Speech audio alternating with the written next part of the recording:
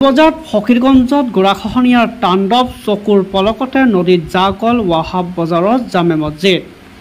দক্ষিণ হালমাৰাৰ ফকীৰগঞ্জ ৱাহাব বজাৰত জামে মছজিদখন আজি সম্পূৰ্ণ বৰলুইতৰ কালৰূপী খহনীয়াৰ কবলত পৰি নদীৰ বুকুত যায়। কেইদিনমান পূৰ্বে মছজিদটোৰ একাংশ অংশ অন কেমেৰাৰ সন্মুখত নদীৰ বুকুত গৈছিল যদিও বিল্ডিং হোৱা হেতুকে সম্পূৰ্ণ নদীৰ বুকুত যাব নোৱাৰিছিল।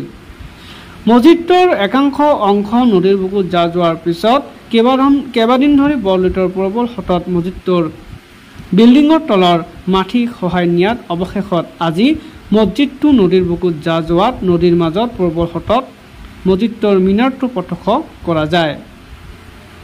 গৰাখহনীয়াৰ পাছতে স্থানীয় ৰাইজৰ মাজত এক হাহাকাৰ পৰিস্থিতিয়ে সৃষ্টি কৰিছে।